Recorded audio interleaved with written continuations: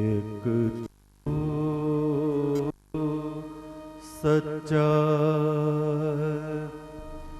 तेरा नाम सच्चा।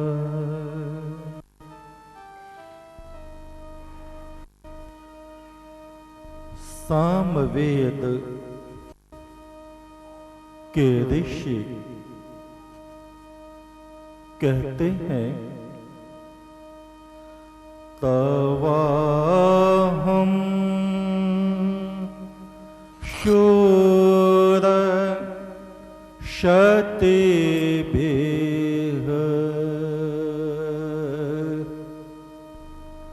प्रत्यायम्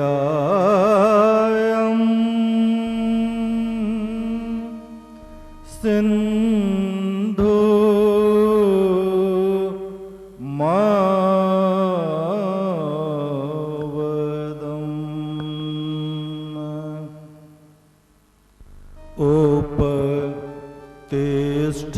उपतिष्ठन्त गिरवणो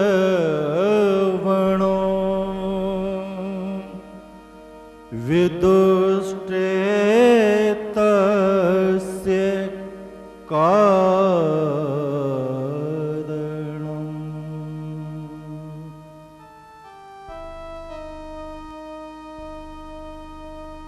परमेश्वर के मार्ग में चलते हुए तुम ऐसे उत्तम कार्य करो कि जिससे तुम उच्चता को प्राप्त करो, दुखों का शमन करो और जो बुरे कार्य, अशुद्ध चिंतन तुम्हारी गिरावट में कारण बनते हैं, उन कारणों को दूर करो, नष्ट करो। इस शरीर और काया के परे उस परम ब्रह्म का उजाला होता है जो अपनी सीमाओं के परे, इस हद से परे पहुंचे हैं। उन्होंने उस दिव्यता को स्पर्श किया है, उस अनंत भाव में वे जाके स्थित हुए हैं।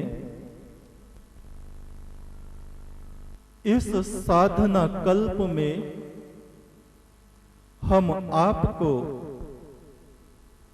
आत्मा को उच्चता में ले जाने के लिए कई प्रकार के ध्यान बता चुके हैं।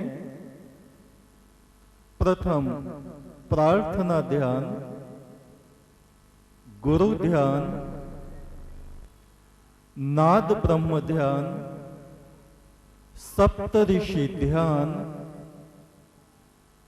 और आज बता रहे हैं देह से परे विदेह ध्यान।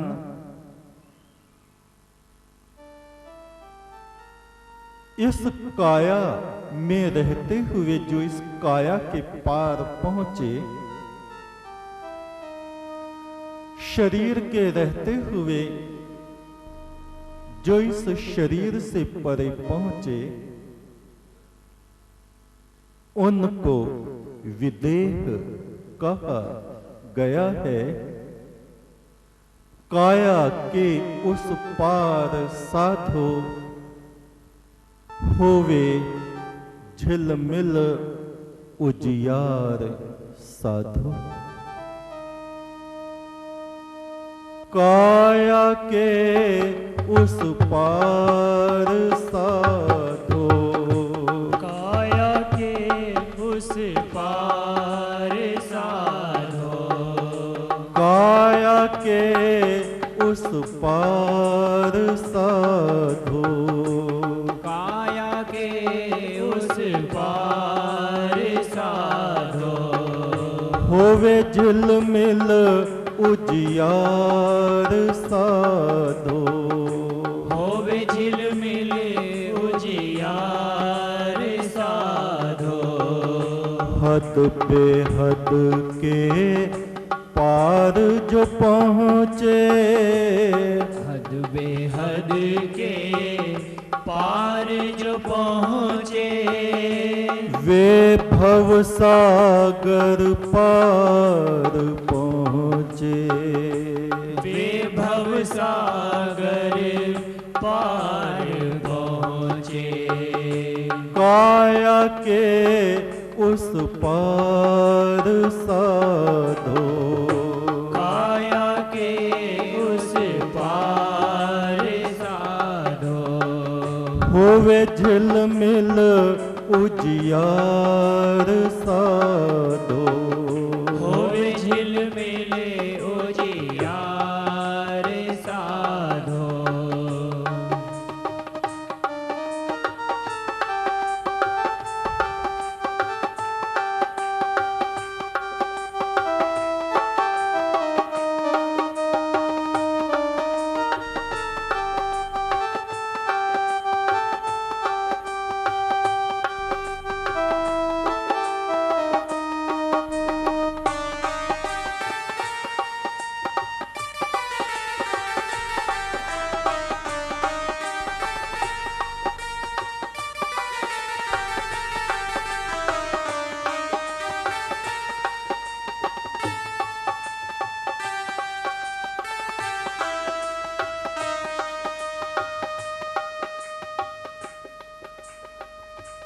हमारे प्राचीन भारतवर्ष में विदेह पद को महाराजा जनक ने प्राप्त किया। राजा जगत प्रपंच में फंसा होता है, उसके बाद भी वह आत्मा के रहस्यों को जान ले, ईश्वरीय रहस्यों की तरफ को बढ़े, तो ये अचरज का विषय होता है। किसी समय महाराजा जनक को ऐसा लगा कि मैं केवल शरीर ही नहीं हूं, शरीर से परे मेरा कुछ और अस्तित्व है, वजूद है। आत्मा है, और आत्मा जहां से आई है वो परम आत्मा है, परमात्मा है। उसके विषय में जानना आवश्यक है। कितने ही महात्माओं को उन्होंने बुलाया और कहा मुझे आत्मा के विषय में बताओ, परमात्मा के विषय में बताओ, मगर उनकी संतुष्टि कोई ना कर सका। सबको जेल में डलवा दिया। अष्टावक्र जिनका शरीर ऊबड़ खाबड़ था, आए, कहा राजा मैं तुझे आत्मा के विषय में बताना चाहता हूं।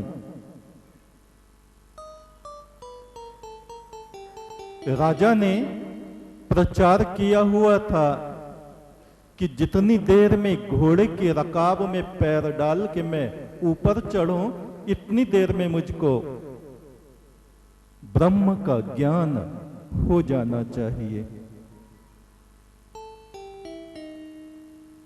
ऋषि ने कहा, घोड़े पे चढ़ो। राजा ने एक पैर रकाब में रखा, दूसरा घोड़े के ऊपर। बोले, बस शरीर को छोड़ और आत्मा में पहुंच जा। तू शरीर नहीं है, तू देह नहीं है। ये जो तू शरीर को राजा समझता है, जनक समझता है, ये तू नहीं है। ये ही ज्ञान का प्रारंभ है। देह छोड़ विदेह भवः, देह भाव को छोड़ और विदेह देह से रहित जो आत्मा है उसमें पहुंच। वो कैसे पहुंचते हैं? सांप जैसे अपनी कांचली को छोड़ता है, पहले किसी जगह पूंछ से लपेट लगाता है और ऊपर का जो खोल है उसको किसी जगह फंसा देता है और फिर धीरे धीरे उस कांचली में से निकल के बाहर हो जाता है।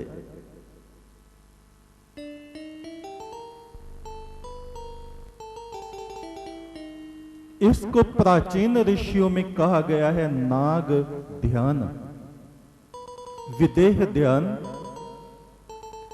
सांप जैसे अपनी कांचली छोड़ता है, जैसे वो अपनी पूंछ को पहले अटकाता है उस खोल से निकलने के लिए, ऐसे तुम इस कांचली रूपी शरीर से निकलने के लिए अपनी पूंछ को कहीं अटकाओ। पूंछ यानी ध्यान।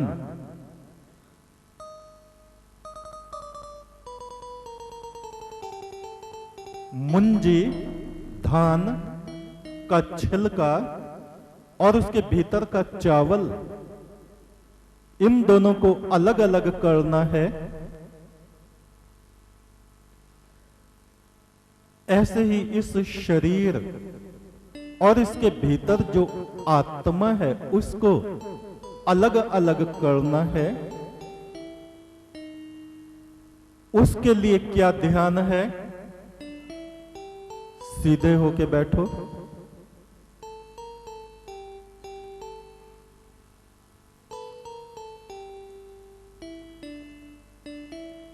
दोनों आंखों के बीच में एक बिंदु है।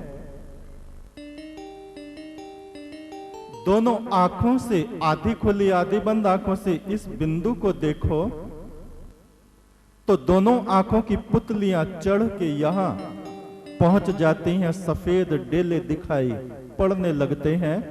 मरते समय भी ऐसा ही होता है। मृत्यु के समय आंखों के सफेद डेले पलट जाते हैं, सफेदी दिखाई पड़ने लगती है और शरीर में से जान हाथों और पैरों की तरफ से खींचनी शुरू हो जाती है। और एक समय ऐसा आता है कि प्राण इस शरीर से निकल के बाहर हो जाते हैं। ये शरीर पड़ा रह जाता है। शरीर से रहित जो आत्मा हो गई है उसको विदेह कहा गया है, शरीर से रहित। इस ध्यान में सांप जैसे अपनी कांचली को छोड़ देता है, ऐसे ही योगी जन साधारण या घबराने वाले साधक नहीं, जिन्होंने अपना सब कुछ दांव पे लगा दिया है जानने के लिए, परमेश्वर की तरफ आगे जाने के लिए, जो तैयार हैं उनके लिए ये विदेह ध्यान है। जब तक ये शरीर छूटता नहीं है, किसी को आत्मा का वास्तविक ज्ञान नहीं होता।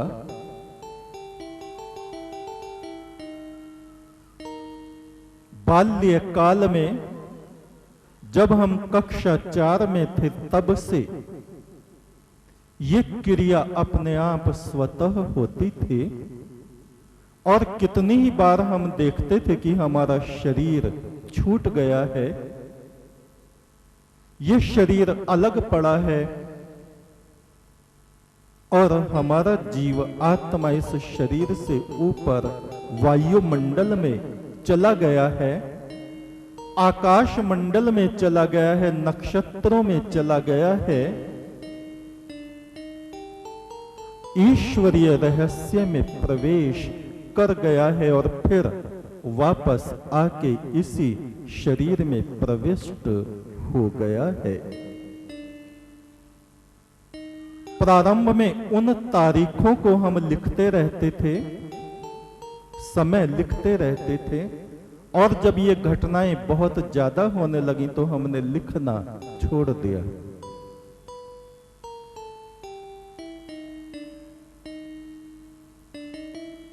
विदेह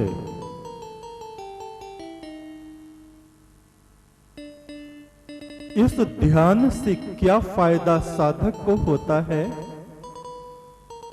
कि वह जगत में फंसता नहीं है, वह अपनी हकीकत को, शरीर की वास्तविकता को, संसार की वास्तविकता को, संसार के जो झूठे संबंध हैं, एक तो उनके विषय में भाषण देना और एक उनके विषय में प्रैक्टिकली जान लेना, ये दो अलग अलग बातें होती हैं। विदेह योगियों का एक पैर परमात्मा के साम्राज्य में और दूसरा जगत में होता है। उनका व्यवहार और जगत में विचरण भी साधारण मनुष्यों जैसा ही होता है, मगर उनका ध्यान निरंतर उस परमेश्वर के अविनाशी नगर की तरफ लगा रहता है। वे अपने मन, अपनी आत्मा, अपने विचारों को जगत में व्याकुल नहीं होने देते।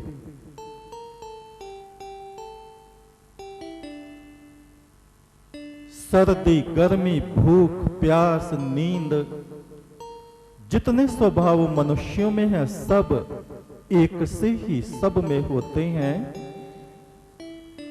किंतु साधक साधना करके इन सब से बहुत ऊपर चला जाता है। विदेह ध्यान का एक और तरीका है, तुम महसूस करो कि तुम हवा के झोंके बन गए हो, तुम्हारा शरीर वायु में परिवर्तित हो गया है और वो झोंका आकाश में उड़ गया है, तुम देह से रहित हो गए हो। बार बार जब ऐसा ध्यान करोगे तब भी तुम्हें विदेह अवस्था प्राप्त हो जाएगी। इसके अलावा एक और विधि है, तुम महसूस करो कि तुम्हारा शरीर प्रकाश में बदल गया है, पूरा शरीर प्रकाश में बदल गया है और फिर धीरे धीरे धीरे वो छोटा होता जा रहा है। सरसों के दाने के बराबर वो प्रकाश रह गया और फिर वो प्रकाश भी विलीन हो गया है। ये तीसरी विधि विदेह ध्यान की है, देह से रहित ध्यान।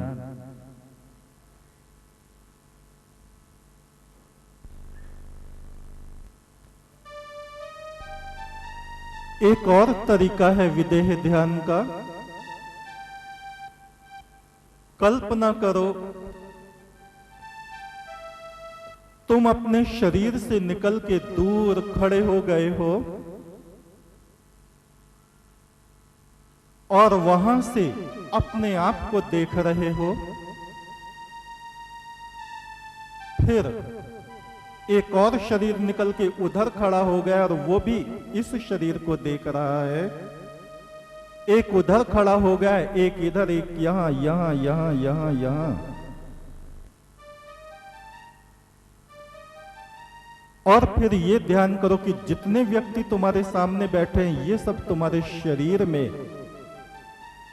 परिवर्तित हो गए हैं, यानी तुम ही हर एक के भीतर से अपने आप को देख रहे हो। कुछ दिनों तक ऐसा अभ्यास करने से विदेह अवस्था साधक को प्राप्त हो जाती है।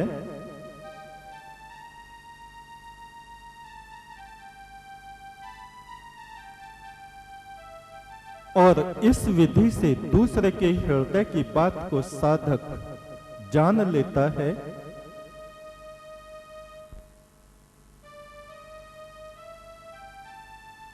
अपने आप को बहुत स्थानों पर योगी इसी विधि से प्रकट करते हैं। एक समय में ही 10 स्थानों पर अपने आप को प्रकट करने में वे समर्थ हो जाते हैं।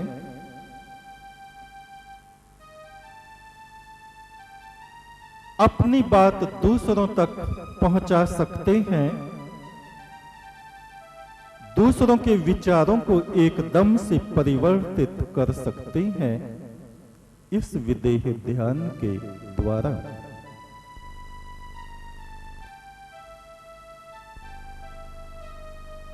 इसके अलावा एक और विधि है विदेह ध्यान की।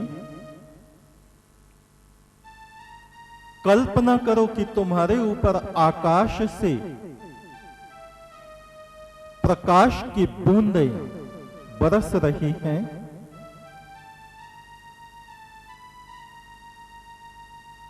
और जैसे वो बूंदें आकाश से नीचे को आ रही हैं, बरसात में पतनाला गिरता है, मकान से पानी की धारा गिरती है, कहते हैं उस धारा को पकड़ के मछली ऊपर चढ़ जाती है। कल्पना करो, ध्यान करो कि उन बूंदों में तुम्हारा शरीर, तुम्हारा अस्तित्व बूंदे बन के ऊपर को चढ़ गया है, समाप्त हो गया है। और फिर वो वर्षा भी थम गई है और तुम आकाश रूप हो गए हो। इस तरह साधक विदेह ध्यान के द्वारा अपनी चेतना को उच्चता में और सूक्ष्मता में ले जाने में समर्थ हो जाता है।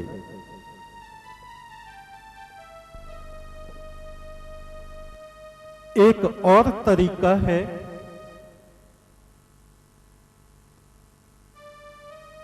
वृंदावन और मथुरा में कीर्तन का अधिक चलन है। बंगाल में चैतन्य महाप्रभु हुए, वे कीर्तन करते और नृत्य करते रहते थे। नृत्य से क्या होता है, सारा शरीर एक गति में बदलने लगता है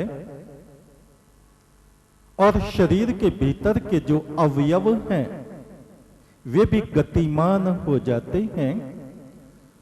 और अधिक गतिमान होने से एक अवस्था ऐसी आती है कि भीतर और बाहर के जो दो तत्व हैं,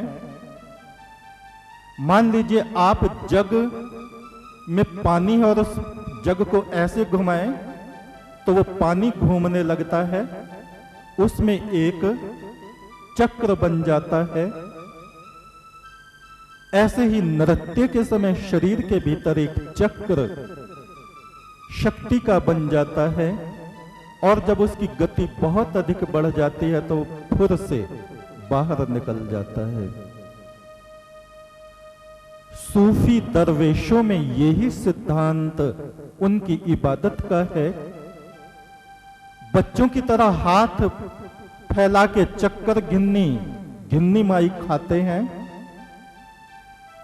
और तब तक घूमते रहते हैं फिरकी की तरह, जब तक वे चकरा के जमीन पे नहीं गिर जाते। और जब वो जमीन पे गिरते हैं, सारा जमीन आसमान ऐसे उलट पुलट घूमता हुआ दिखाई पड़ता है। सूफी दरवेशों की साधना है। ये साधना अफगानिस्तान, ईरान में भारतवर्ष से पहुंची हमारे प्राचीन ऋषियों के जरिए, क्योंकि सनातन धर्म से प्राचीन कोई भी धर्म नहीं है, ये सब बाद की शाखाएं हैं।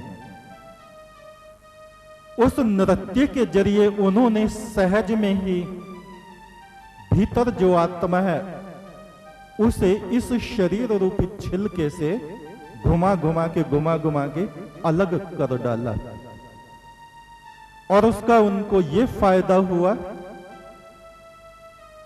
कि वे मनुष्य होते हुए ही वे सब कार्य अचरज करने में समर्थ हो गए, जिन कार्यों को एक देवता, देव आत्मा कर सकता है।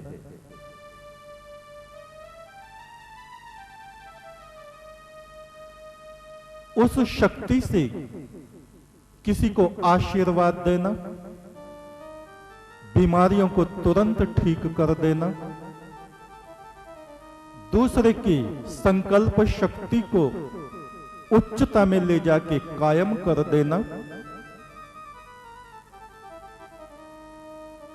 और अपने आप को शरीर से अलग देख लेना,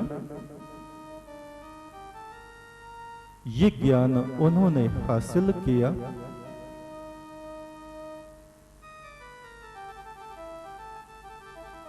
इसके अलावा विदेह ध्यान के और भी तरीके रहे।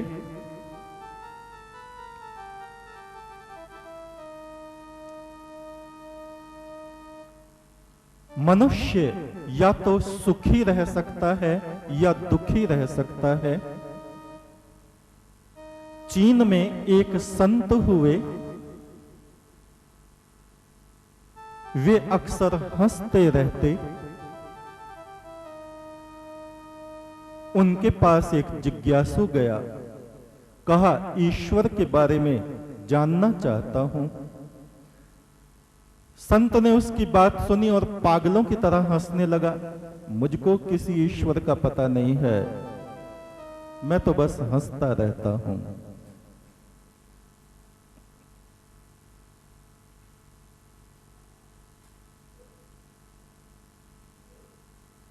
उस जिज्ञासु ने कहा, यह हंसना भी कोई ज्ञान है?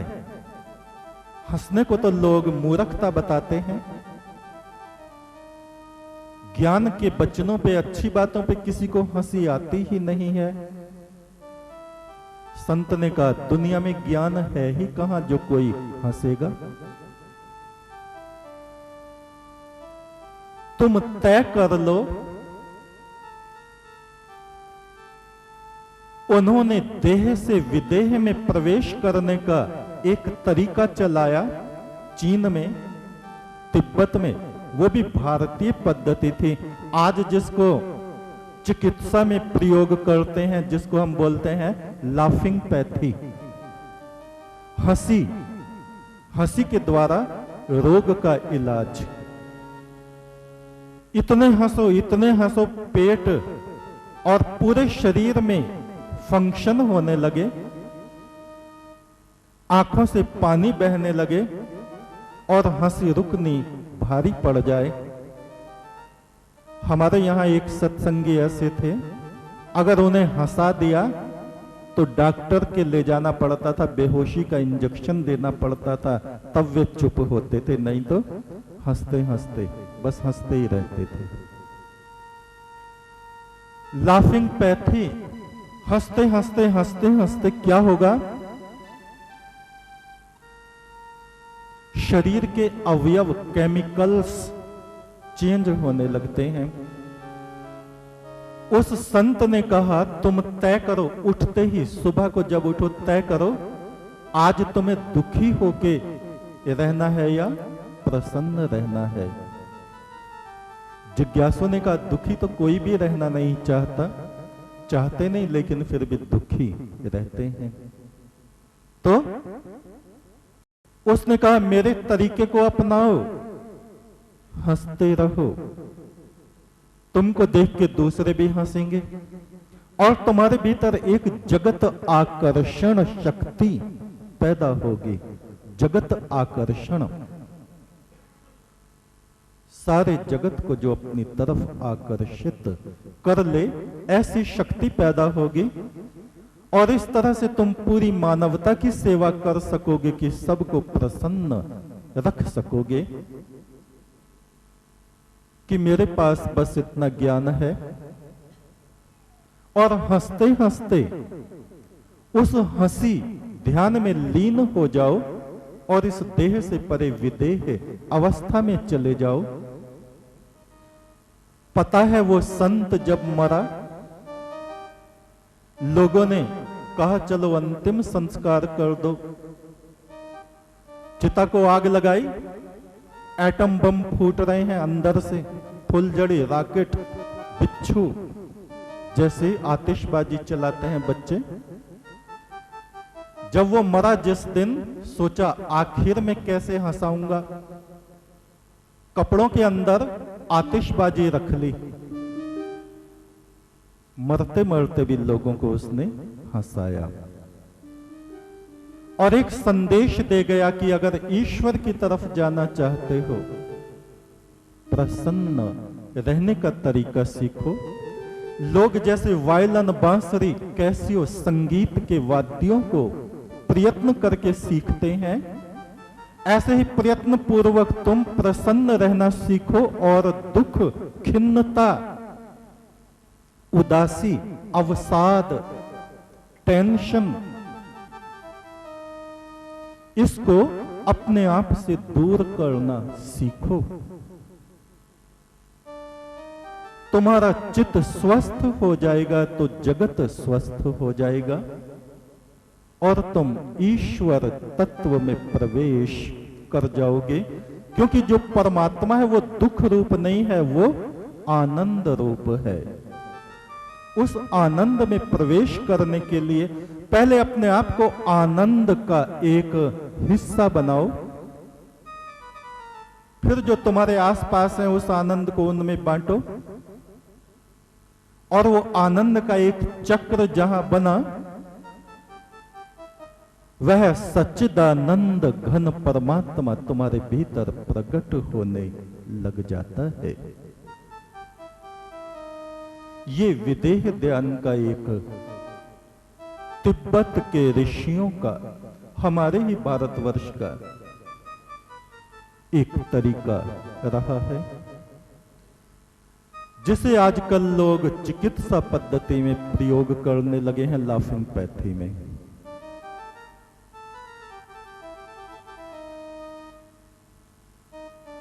एक तरीका और है, जब तुम सोने के लिए जा रहे हो, निद्रा में प्रवेश करने जा रहे हो, उस वक्त चौकस हो जाओ कि अब सोने जा रहे हैं।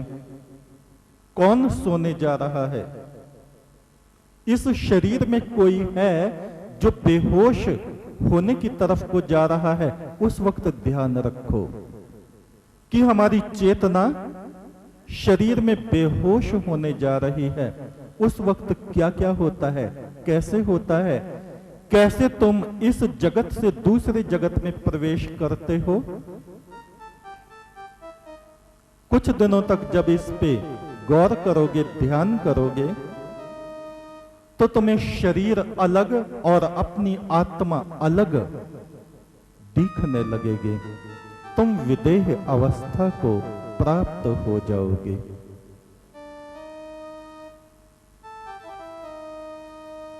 एक और तरीका है विदेह ध्यान का।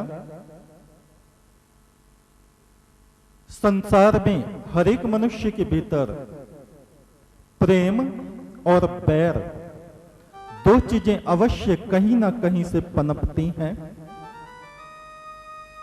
अपने मन को उस तरफ ले जाओ जिस व्यक्ति से तुम अपने जीवन में सबसे अधिक प्रेम करते हो। जिस व्यक्ति ने तुम्हारे जीवन को सबसे अधिक प्रभावित आज तक किया है, उसकी तरफ ध्यान ले जाओ, चाहे वो कोई भी हो। जिससे तुम्हारी आत्मा का बहुत प्रगाढ़ संबंध रहा हो, उस व्यक्ति को ध्यान में लाओ थोड़े समय के लिए और महसूस करो कि क्या है हमारे भीतर, क्या है जो उस तरफ को खींच रहा है। प्राण खींच रहे हैं उधर को।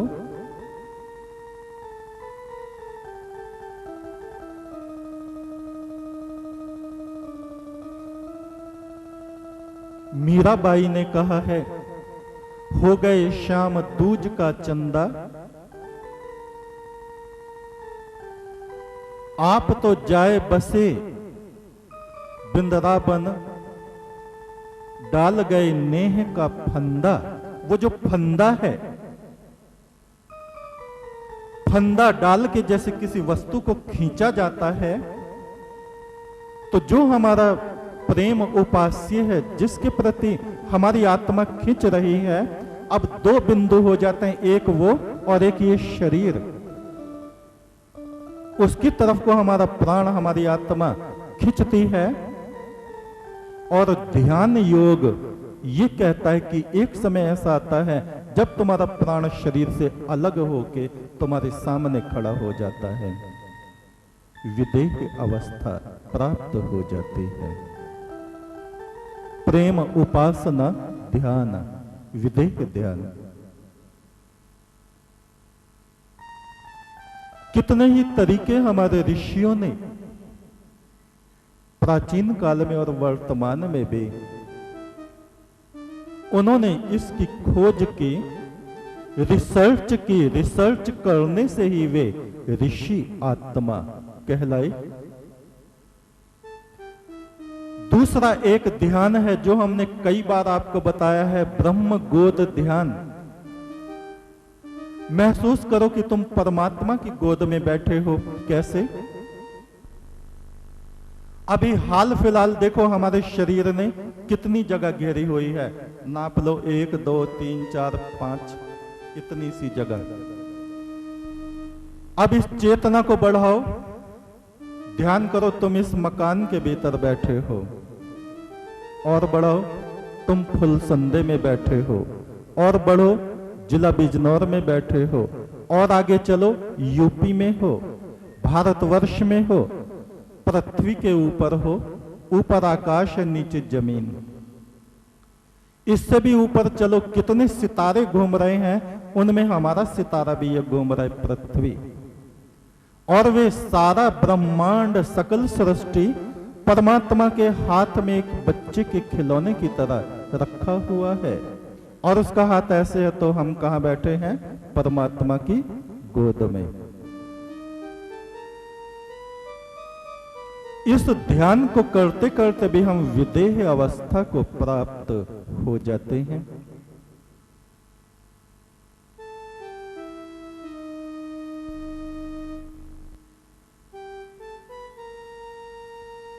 अपने मन के विचारों पे ध्यान दो। मन शरीर में मन कोई ऐसी भौतिक वस्तु नहीं है कि फेफड़ा, हृदय, कान, अंदर की नसें कोई ऐसी जगह हो जिसको मन कहें। विचार जहां से उठते रहते हैं, उन विचारों को देखो। आज भी तुम्हारे मन में वही विचार उठते हैं जो कल उठ रहे थे। 95% हमारे विचार वे होते हैं जो पिछले दिनों उठे थे, यानी वे विचार हमारे दिमाग को अपने नियंत्रण में लिए रहते हैं और उनके अलावा हम और कुछ सोच नहीं पाते। विचारों के उस केंद्र को महसूस करो और उन सब विचारों का थोड़े समय के लिए त्याग कर दो, छोड़ दो और महसूस करो कि अब तुम शरीर में कौन सी जगह पे हो। अंगूठे में, घुटने में, पेट में, तुम कहां हो? बार बार अपने से प्रश्न करो, मैं कहां हूं, मैं कौन हूं, मैं कौन हूं? क्या ऊपर का होठ या दाहिना नाक का सुर मैं हूं? नहीं। बीज जैसे वृक्ष में बदल जाता है, उसका रस, उसके अवयव, उसके केमिकल वृक्ष में बदल जाते हैं, ऐसे ही ये जीव आत्मा रूपी बिंदु, प्रकाश बिंदु इस शरीर में बदल गया है। और पेड़ में जैसे फूल, फल और फल के अंदर बीज आता है, ऐसे ही इस शरीर में, मस्तक में बीज रूपी जीवात्मा फिर से हमको प्राप्त होता है। उसमें पहुंच के सारे ब्रह्मांड की यात्रा ये जीवात्मा करने में समर्थ हो जाता है और देह से रहित विदेह अवस्था को प्राप्त होने लगता है। उद्वेग के समय अपने को देखो, जब क्रोध आता है, जब चिड़चिड़ापन आता है, जब बहुत परेशान हमारा दिमाग हो जाता है, उस वक्त एक क्षण के लिए ठहर जाओ, देखो अंदर कौन उद्वेलित हो रहा है। उसके उद्वेलित होते हमारे हाथ पैर भी अपना एक्शन करने लगते हैं, गतिमान हो जाते हैं। वही आत्मा है।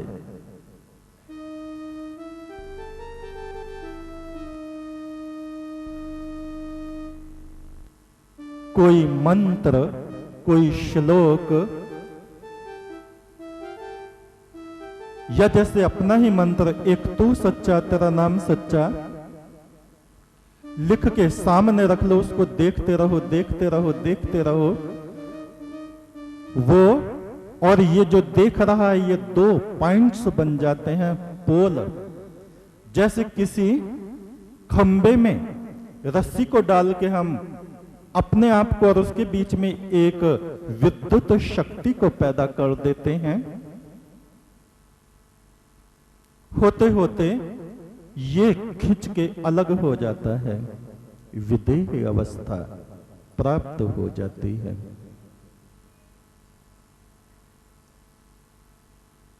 इस अवस्था को प्राचीन काल में जनक महाराज ने प्राप्त किया और भी बहुत से लोगों ने प्राप्त किया।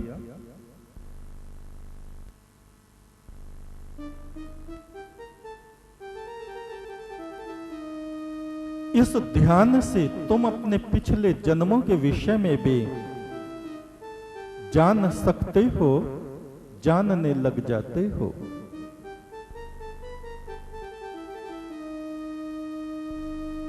अभी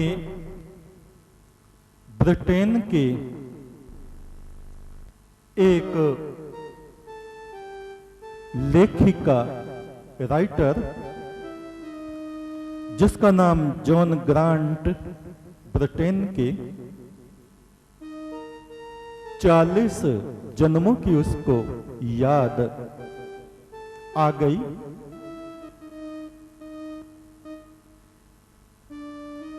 उसने बताया, मैं एक जन्म में इतालवी लेखिका रही,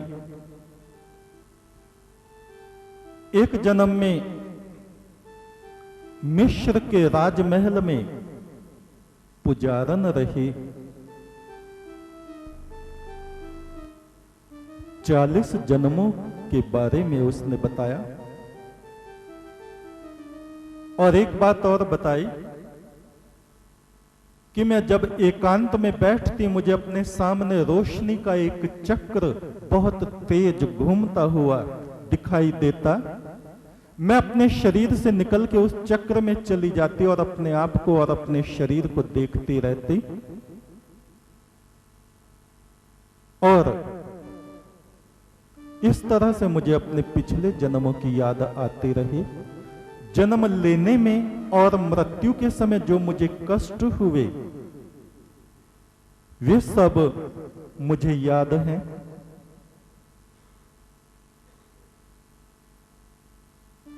उसने कहा, मेरी आत्मा जगत में प्रेम को ढूंढती रही, किसी ने भी मुझको सच्चा प्रेम नहीं किया, किसी ने धोखा दिया, किसी ने झूठ बोला।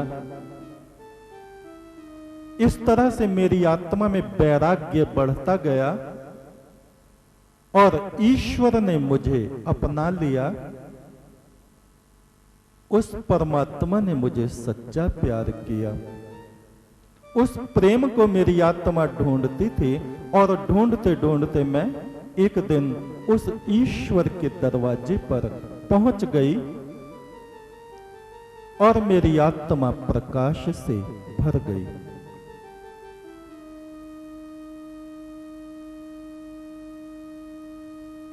विंग्ड फैरो नाम की एक पुस्तक उसने लिखी है, जिसमें अपने बारे में विस्तार से उसने लिखा है। 15 भाषाओं में इसका अनुवाद हो चुका है। यानी प्राचीन काल में जनक जैसे ही लोग नहीं थे, या केवल हमारे भारतवर्ष में ही पुनर्जन्म और विदेह अवस्था वाले लोगों के उदाहरण नहीं है। पूरे संसार में सत्य, सच्चाई की छाप मनुष्य जाति में सब जगह लगी हुई है। जो उसको जानना चाहते हैं उनको आगे बढ़ना चाहिए।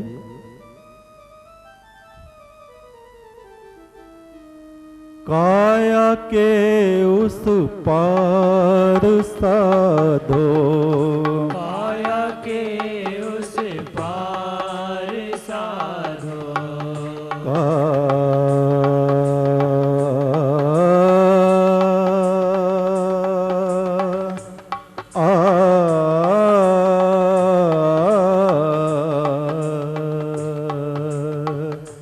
काया के उस पार साधो, काया के उस पार साधो, होवे झिलमिल उजियार साधो, होवे झिलमिल उजियार साधो, हद बेहद के पार जो पहुँचे, हद बेहद के पार जो पहुँचे, वे भव सागर पार पहुँचे, वे भव सागर पार पहुँचे, काया के उस पार साधो, काया के उस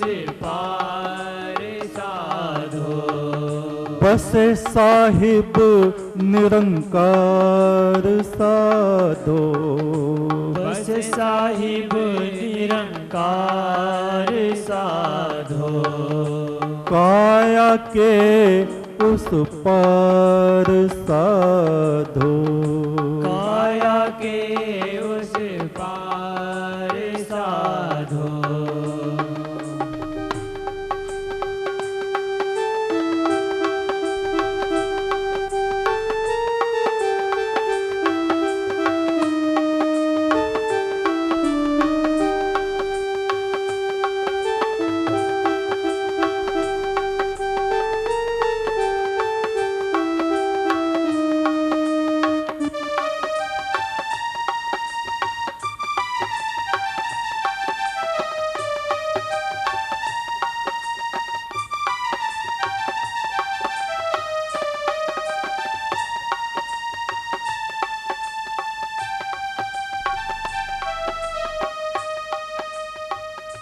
देह नहीं तुम आत्मा हो, देह नहीं तुम आत्मा हो, परमेश्वर की प्रकाशात्मा हो, परमेश्वर की प्रकाशात्मा हो।